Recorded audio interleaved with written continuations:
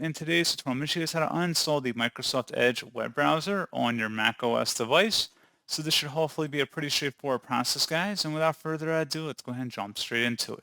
So all I have to do is select the Apple icon up in the menu bar and then select System Settings. On the left panel, select General. And on the right side, you want to go and select Storage. Scrolling down again underneath Application, go ahead and select the little circle with an eye inside of it.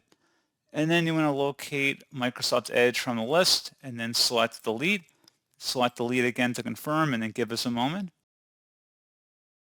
And that is all you have to do. So pretty straightforward process on that, guys. You may want to remove the items from the dock because they're no longer relevant here. But like I said, pretty straightforward. And as always, thank you for watching. I do hope that was able to help you out. And I do look forward to catching you all in the next tutorial. Goodbye.